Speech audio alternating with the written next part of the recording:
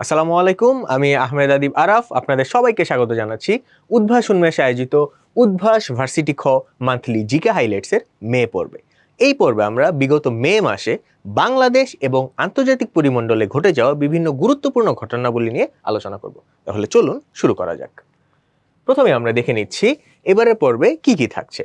শুরুতেই দেখতে পাচ্ছি বাংলাদেশ বিষয়াবলী অংশে দেখতে পাচ্ছি পদ্মা ব্যারাজের যে একনেকে অনুমোদিত হয়েছে সেই বিষয়টি থাকছে। তারপর প্রথমবার মাউন্ট মাকালুর চূড়ায় গেল বাংলাদেশ, সেটি থাকছে। এছাড়াও দেশের উপজেলা বেড়ে হয়েছে এখন 500টি, এই বিষয়টি নিয়ে আমরা কথা বলবো। এছাড়াও মে মাসের বিভিন্ন জাতীয় দিবস আমরা দেখে নিব। তাছাড়া আন্তর্জাতিক বিষয়াবলীর মধ্যে ওপেক ছাড়লো সংযুক্ত আরব আমিরাত, তারপর ভারতের বিভিন্ন রাজ্যের যে বিধানসভা নির্বাচন হয়েছে সেটিও আমরা দেখব, আর এবছরের পুলিৎজার পুরস্কার নিয়ে আমরা কথা বলবো। এছাড়াও মে মাসের বিভিন্ন আন্তর্জাতিক বিষয় সম্পর্কে আমরা জানবো এবং সবশেষে বিভিন্ন সাম্প্রতিক গুরুত্বপূর্ণ রিপোর্ট ও সমীক্ষা নিয়ে আমরা কথা বলবো। তাহলে চলুন আমরা বাংলাদেশ বিষয়াবলী অংশ দিয়ে শুরু করি। প্রথমেই একনেকে পদ্মা ব্যারাজ প্রকল্প অনুমোদিত। দেখতে পাচ্ছি একনেক সভায় পদ্মা ব্যারাজ প্রকল্প অনুমোদিত হয় 13ই মে 2026-এ।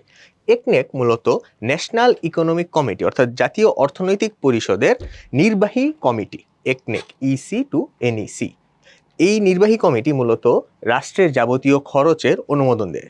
যাবতীয় রাষ্ট্রীয় প্রকল্প, সরকারি যত প্রকল্প রয়েছে সবকিছুই কিন্তু একনেকের সভায় অনুমোদিত হয়। একনেকের সভাপতি হলেন পদাধিকার বলে প্রধানমন্ত্রী এবং বর্তমানে একনেকের বিকল্প সভাপতি হচ্ছেন স্থানীয় সরকার ও পল্লী উন্নয়ন মন্ত্রী। এবং এই একনেক সভায় 13ই মেতে পদ্মা ব্যারাজ প্রকল্প অনুমোদিত হয়েছে। আমরা যদি একটু দেখে নিই যে পদ্মা ব্যারাজ প্রকল্পটা মূলত কি, এটা আসলে পদ্মা নদীর পানিকে দেশের বিভিন্ন নদীতে প্রবাহিত করার যে প্রকল্প সেটি হচ্ছে এই পদ্মা ব্যারাজ প্রকল্প। অর্থাৎ এই প্রকল্পের মাধ্যমে পদ্মা নদীর পানিকে বিভিন্ন নদীর দিকে পরিকল্পিত উপায়ে প্রবাহিত করা হবে, যাতে সারা দেশে বিভিন্ন জায়গায়, মূলত উত্তরবঙ্গের বিভিন্ন অংশে যেখানে হচ্ছে নদী শুকিয়ে গিয়েছে সেই জায়গাগুলোতে যেন ঠিকমতো পানি প্রবাহিত করা যায় পদ্মা নদীর সেই পানিটা দিয়ে, সেটাই এখানে কার্যকর করা হবে। আমরা যদি একটু দেখে নেই যে এই মূল যে ব্যারাজটি সেটি নির্মিত হবে রাজবাড়ী জেলার পাংশা উপজেলায়। এখানে যদি আমরা দেখি যে ব্যারাজ জিনিসটা আসলে কি, এই ছবিতে আমরা একটু দেখতে পাচ্ছি। সাধারণত ব্যারাজ বা ড্যাম অর্থাৎ বাঁধ, এই দুইটা নিয়ে আমাদের একটু কনফিউশন থাকে। মূলত ড্যাম বা বাঁধ হচ্ছে বিশাল বড় একটি বাধা নদীর পানি প্রবাহের মাঝখানে, যেটি আড়াআড়িভাবে নির্মাণ করা হয় এবং এটার মাধ্যমে সরাসরি নদীর পানি প্রবাহে বাধা দেওয়া হয়, যার ফলে নদীর পানি প্রবাহ একেবারেই থেমে যায় এবং সেই পানিকে সেই বাঁধের পিছনে কোথাও একটা সংরক্ষণ করা হয় এবং সেটা দিয়ে মূলত জলবিদ্যুৎ বা অন্যান্য বিভিন্ন যে কার্যক্রম রয়েছে সেখানে সেটি ব্যবহার করা হয়। আর ব্যারাজের ভিতর দিয়ে পরিকল্পিত উপায়ে এবং নিয়ন্ত্রিতভাবে পানির প্রবাহ করার সুযোগ দেওয়া হয়।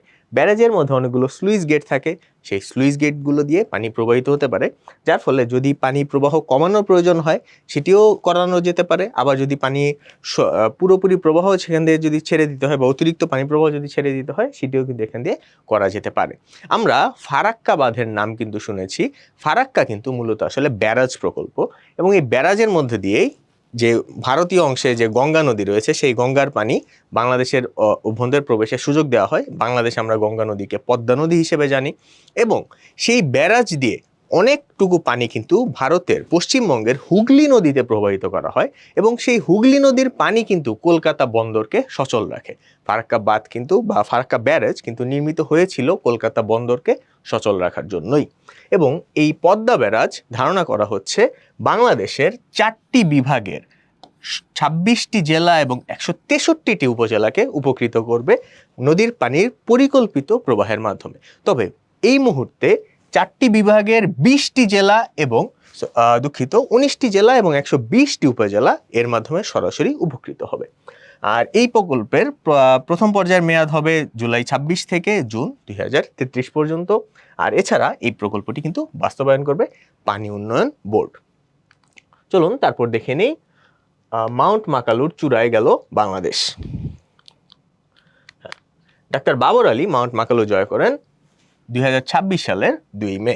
আমরা কিন্তু ডাক্তার বাবর আলীকে চিনি, তিনি এর আগেও মাউন্ট এভারেস্ট এবং মাউন্ট লোৎসে একই অভিযানের মধ্যে জয় করেছিলেন এবং পৃথিবীর 5ম উচ্চতম শৃঙ্গ হচ্ছে এই মাউন্ট মাকালু, যার উচ্চতা 8,485 মিটার, অর্থাৎ প্রায় 8.5 কিলোমিটার।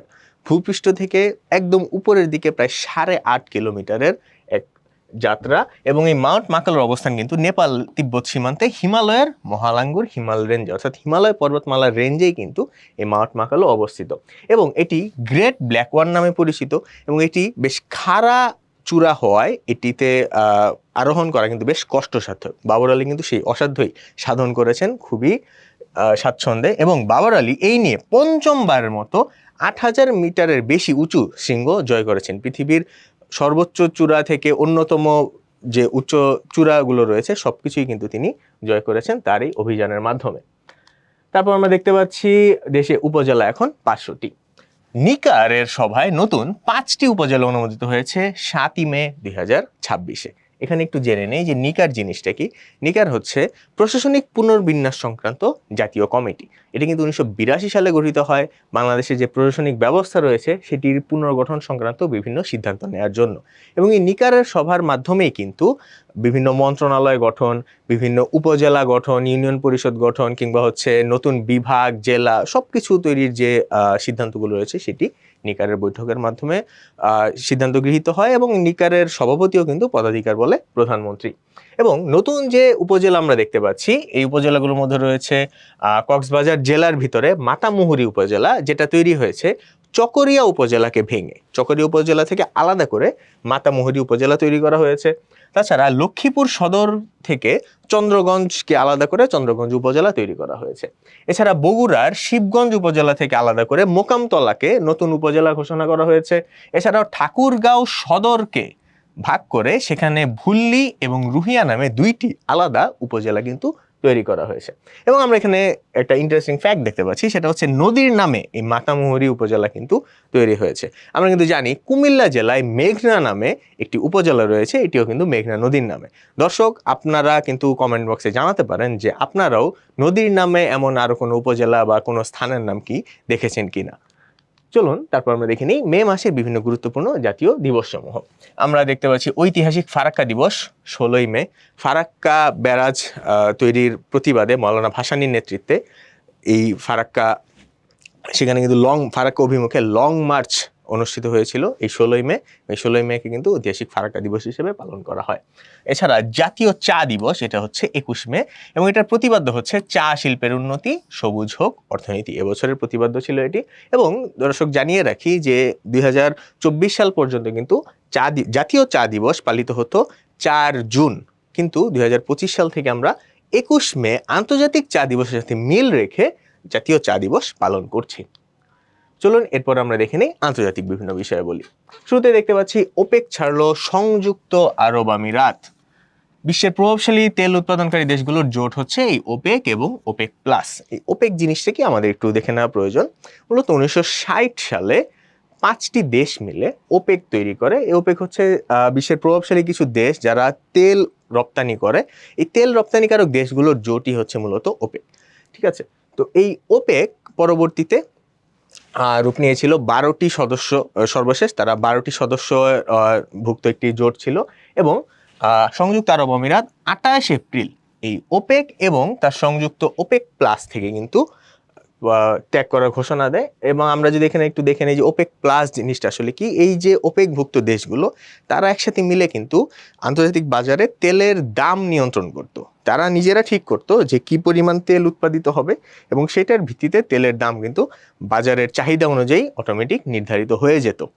এবং এই ওপেক জোটে সৌদি আরবের কিন্তু ব্যাপক প্রভাব ছিল, এবং সৌদি আরব কিন্তু সবসময় চাচ্ছিল যে উৎপাদন যেন কম থাকে, তাহলে তেলের দামটা বেশি থাকবে। কিন্তু সংযুক্ত আরব আমিরাতের কথা ছিল আমরা বেশি উৎপাদন করব, তাহলে বেশি বিক্রি করতে পারবো। সেক্ষেত্রে বিশ্ববাজারে তেলের দাম যদি কম হয় আমাদের বিক্রি কিন্তু আরো বেড়ে যাবে, এবং সেক্ষেত্রে আমাদের আয়ও কিন্তু বেড়ে যাবে। কিন্তু সৌদি আরব আসলে এটার পক্ষপাতী ছিল না, যার কারণে সংযুক্ত আরব আমিরাতের সাথে কিন্তু সৌদি আরবের বেশ দ্বন্দ্ব চলছিল ওপেকের এই সিদ্ধান্তগুলোকে ঘিরে। এবং 2016 সালে যুক্তরাষ্ট্রের শেল কোম্পানি কিন্তু তেলের বাজারে ব্যাপক প্রভাব সৃষ্টি করে, এবং যুক্তরাষ্ট্রের যে তেল সেটি তারা বিক্রি করতে শুরু করে, এবং তেলের বাজারে কিন্তু তেলের দাম বেশ কমে যায় বিশ্ববাজারে।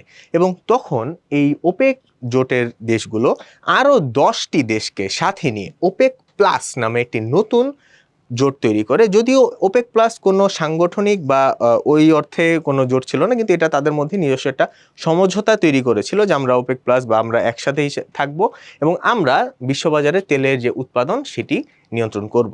সেইভাবে তারা কিন্তু আবার নিজেদের প্রভাব বিস্তার করতে শুরু করে এই ওপেক প্লাসের মাধ্যমে।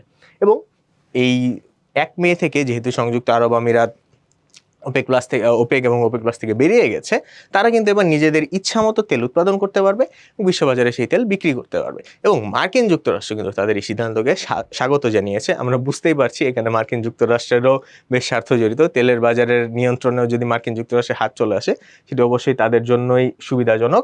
আমরা এখানে বর্তমানে ওপেক ভুক্ত দেশগুলো দেখতে পাচ্ছি, সেখান থেকে সংযুক্ত আরব আমিরাত বেরিয়ে গেছে। সুতরাং এখানে ওপেক ভুক্ত দেশ বর্তমানে রয়েছে 11টি এবং ওপেক প্লাসে অতিরিক্ত আরো 10টি দেশ মিলে মোট দেশ হয়েছে 21টি। আচ্ছা, তারপর আমরা দেখতে পাচ্ছি ভারতের বিভিন্ন রাজ্যে বিধানসভা নির্বাচন অনুষ্ঠিত হয়েছে। আমরা জানি ভারত একটি ফেডারেল রাষ্ট্র, অর্থাৎ ভারতের প্রাদেশিক সরকার রয়েছে। একদিকে পুরো দেশ নিয়ন্ত্রণ করে কেন্দ্রীয় সরকার এবং এই কেন্দ্রীয় সরকার তারপর পুরো দেশটি 28টি রাজ্য এবং 8টি কেন্দ্রশাসিত অঞ্চলে বিভক্ত এবং প্রত্যেকটি রাজ্যে কিন্তু সেই জনগণের নির্বাচিত সরকার রয়েছে। এবং সেই যে প্রাদেশিক সরকারগুলোর নির্বাচনকে বিধানসভা নির্বাচন বলা হয়। আর এই নির্বাচন অনুষ্ঠিত হয়েছে এই মুহূর্তে 4টি রাজ্য এবং একটি কেন্দ্রশাসিত অঞ্চল পুদুচেরিতে। এবং সেখানে ভোট গণনা হয়েছে, ভোট গ্রহণ কিন্তু হয়েছিল এপ্রিল মাসে, কিন্তু সবগুলো ভোট একসাথে নিয়ে তারপর 4 মেতে ভোট গণনা করা হয় এবং ফলাফল ঘোষণা করা হয়। বাংলাদেশে আমরা যেভাবে দেখি যে যেদিন ভোট হয় সেদিন থেকেই ভোট গণনা শুরু হয়ে যায় এবং তারপর দিনই কিন্তু আমরা ফলাফল পেয়ে যাই। কিন্তু ভারতে আগে নির্বাচনটা হয়ে যায়, তারপরে সবগুলো ভোট একসাথে গণনা করে পরবর্তীতে ফলাফল ঘোষণা করা হয়। পশ্চিমবঙ্গ বিধানসভায় মোট আসন ছিল 294টি এবং সেখানে সরকার গঠনের জন্য সংখ্যাগরিষ্ঠতা পেতে হলে কমপক্ষে 148টি আসনের কিন্তু প্রয়োজন হয়। এবং সেখানে কিন্তু এবার আমরা দেখতে পাচ্ছি 2011 সালের পর থেকে টানা ক্ষমতায় থাকা তৃণমূল কংগ্রেসকে হারিয়ে বিজেপি এবার ক্ষমতায় এসেছে এবং পশ্চিমবঙ্গের নবনির্বাচিত মুখ্যমন্ত্রী হলেন শুভেন্দু অধিকারী। তিনি কিন্তু বিজেপির সমর্থনেই সেখানে নির্বাচন করেছেন। যদিও শুভেন্দু অধিকারী কিন্তু পূর্বে তৃণমূল কংগ্রেসেরই একজন একনিষ্ঠ কর্মী ছিলেন, কিন্তু দল ত্যাগ করে তিনি বিজেপিতে গিয়ে এবার কিন্তু পশ্চিমবঙ্গের মুখ্যমন্ত্রী হয়ে গেছেন। এছাড়াও তামিলনাড়ুতে ইতিহাস সৃষ্টি করে প্রথমবারের মতো মুখ্যমন্ত্রী নির্বাচিত হয়েছেন চন্দ্রশেখর জোসেফ বিজয়।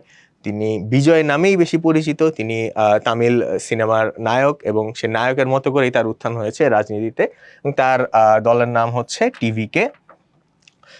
আর আসামে সেখানেও নির্বাচন হয়েছে এবং সেখানেও নবনির্বাচিত মুখ্যমন্ত্রী হলেন হিমন্ত বিশ্ব শর্মা। এখানেও কিন্তু বিজেপি নির্বাচিত হয়েছে।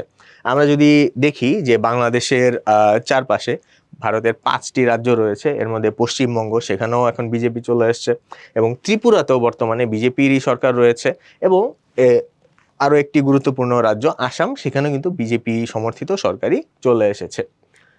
এরপর আমরা দেখতে পাচ্ছি এবছরে পুলিৎজার পুরস্কার ঘোষণা করা হয় 4 মে। আর এই পুলিৎজারকে কিন্তু বলা হয় মূলত সাংবাদিকতার নোবেল। যদিও এটি সাংবাদিকতার জন্যই চালু হয়েছিল, কিন্তু এটি সাহিত্য এবং সঙ্গীতেও গুরুত্বপূর্ণ অবদানের জন্য কিন্তু পুরস্কার প্রদান করে থাকে। এবং এই পুলিৎজারে গাজার মানবিক সংকটের ছবি তুলে ব্রেকিং নিউজ ফটোগ্রাফি বিভাগে পুরস্কার পেয়েছেন ফিলিস্তিনি আলোকচিত্রী সাহের আল গোরা। এবং সাহের আল গোরা কিন্তু নিউ ইয়র্ক টাইমসের কন্ট্রিবিউটর। তিনি তার ছবিগুলো ইন্ডিপেন্ডেন্ট ফটোগ্রাফার হিসেবে তিনি ছবি তোলেন এবং তার ছবিগুলো কিন্তু নিউ ইয়র্ক টাইমসেই তিনি প্রচার করেন। এবং এছাড়াও বিভিন্ন সংবাদ মাধ্যম যারা এই পুরস্কারগুলো পেয়েছে, সেখানে আমি যদি দেখি যে নিউ ইয়র্ক টাইমস সবচেয়ে বেশি ক্যাটাগরিতে পুরস্কার পেয়েছে, সেটা হচ্ছে investigative reporting, breaking news photography এবং অপিনিয়ন রাইটিং, মন্তব্য লেখার ক্ষেত্রে। এবং এছাড়া রয়টার্স তারা ন্যাশনাল রিপোর্টিং এবং বিট রিপোর্টিংয়ে পুরস্কার অর্জন করেছে। এবং ওয়াশিংটন পোস্ট তারাও কিন্তু 2টি ক্যাটাগরিতে পুরস্কার পেয়েছে, একটি হচ্ছে পাবলিক সার্ভিস এবং আরেকটি ফিচার ফটোগ্রাফি। চলুন দেখে নিই মে মাসের বিভিন্ন আন্তর্জাতিক দিবসসমূহ। প্রথমে আমরা দেখতে পাচ্ছি মহান মে দিবস 1 মে। এটির প্রতিপাদ্য এবার ছিল সুস্থ শ্রমিক কর্মঠ হাত, আসবে এবার নবপ্রভাত। এছাড়াও মুক্ত গণমাধ্যম দিবস, এটি পালিত হয়েছে 3 মে। আর বিশ্ব থ্যালাসেমিয়া দিবস, এটি রয়েছে 8 মেতে। বিশ্ব মা দিবস, এটি পালিত হয় মে মাসের দ্বিতীয় রবিবার। আন্তর্জাতিক চা দিবস, যেটির কথা বলছিলাম, বাংলাদেশেও এই দিনেই পালিত হয়, এটি হচ্ছে 21শে মে। এবং আন্তর্জাতিক জীববৈচিত্র্য দিবস এটি হচ্ছে 22 মে। আন্তর্জাতিক জাতিসংঘ শান্তিরক্ষী দিবস এটি হচ্ছে 29শে মে। জাতিসংঘ যে শান্তিরক্ষা মিশন রয়েছে সেটি প্রথম চালু হয়েছিল 1948 সালের 29 মে, প্রথম আরব ইসরায়েল যুদ্ধকে কেন্দ্র করে, এবং সেই তারিখ থেকেই কিন্তু 29 মে তারিখকে এই আন্তর্জাতিক জাতিসংঘ শান্তিরক্ষী দিবস পালিত হয়। এবং এই শান্তিরক্ষা মিশনে যারা নিহত হয়েছেন এখন পর্যন্ত প্রায় 4,500-এরও বেশি শান্তিরক্ষী, তাদের স্মরণেই কিন্তু এই দিবসটি পালিত হয়। এছাড়াও বিশ্ব তামাক মুক্ত দিবস এটি 31 মেতে কিন্তু পালিত হয়। এবার দেখে নিই গুরুত্বপূর্ণ কিছু রিপোর্ট এবং সমীক্ষা। প্রথমেই দেখতে পাচ্ছি বৈশ্বিক সামরিক ব্যয়। এই রিপোর্টটি প্রকাশ করে Stockholm international piece research institute, এটির সংক্ষেপ নাম হচ্ছে সিপ্রি। আমরা নাম শুনেই বুঝতে পারছি এটি হচ্ছে সুইডেন ভিত্তিক একটি প্রতিষ্ঠান, সুইডেনের স্টকহোম ভিত্তিক প্রতিষ্ঠান। এরা রিপোর্টটি প্রকাশ করেছে 27 এপ্রিল তারিখে, এবং এই প্রতিবেদনের বক্তব্য অনুযায়ী 2025 সালে বিশ্বের সামরিক ব্যয় শীর্ষে রয়েছে 3টি দেশ, তারা হচ্ছে যুক্তরাষ্ট্র, চীন এবং রাশিয়া। আমরা কিন্তু প্রতি বছরই আসলে শীর্ষ দেশ হিসেবে এই দেশগুলোকেই দেখি। এবং আমরা যদি এদের আয়ের কথা একটু বিবেচনা করি, রাশিয়া প্রায় 2 বিলিয়ন মার্কিন ডলার খরচ করেছে তাদের সামরিক ক্ষেত্রে। অপরদিকে চীনের খরচ প্রায় 3.5 বিলিয়ন মার্কিন ডলার। অপরদিকে যুক্তরাষ্ট্র কিন্তু প্রায় 9.5 বিলিয়ন মার্কিন ডলার তাদের সামরিক খাতের পিছনে খরচ করেছে। অর্থাৎ চীনের থেকে যুক্তরাষ্ট্রের খরচ কিন্তু প্রায় 3 গুণ বেশি। বিশ্ব মুক্ত গণমাধ্যম সূচক আমরা যদি দেখি, এটিও এপ্রিলে প্রকাশিত হয় এবং এটি প্রকাশ করে রিপোর্টার্স উইদাউট বর্ডার্স, RSF। এটি একটি ফ্রান্স ভিত্তিক প্রতিষ্ঠান, এবং এই প্রতিবেদনের বক্তব্য অনুযায়ী সংবাদপত্রের স্বাধীনতায় শীর্ষ দেশ হলো নরওয়ে এবং সর্বনিম্ন দেশ হচ্ছে ইরিত্রিয়া। আর এক্ষেত্রে বাংলাদেশের অবস্থান কিন্তু 152তম, যেটি আসলে ভালো কোনো অবস্থান নয়। অর্থনৈতিক স্বাধীনতা সূচক এটি প্রকাশ করে দ্য হেরিটেজ ফাউন্ডেশন, এটি একটি যুক্তরাষ্ট্র ভিত্তিক প্রতিষ্ঠান, এটিও এপ্রিলে প্রকাশিত হয়েছে। এবং এই প্রতিবেদনের বক্তব্য অনুযায়ী অর্থনৈতিক স্বাধীনতায় শীর্ষ দেশ হচ্ছে সিঙ্গাপুর এবং সর্বনিম্ন দেশ হচ্ছে উত্তর কোরিয়া। এবং এখানেও বাংলাদেশের অবস্থান কিন্তু 129তম, যেটিও আসলে তেমন সুখকর কোনো সংবাদ নয়। এই ছিল আমাদের আজকের আয়োজন। আশা করি আপনারা সবাই উপভোগ করেছেন। আপনারা যদি আরও কোনো ধরনের ক্যাটাগরি নিউজ এখানে দেখতে চান, সেটিও আমাদেরকে কমেন্ট বক্সে জানাবেন। আপনাদের জন্য অনেক অনেক শুভকামনা। দেখা হবে আগামী পর্বে।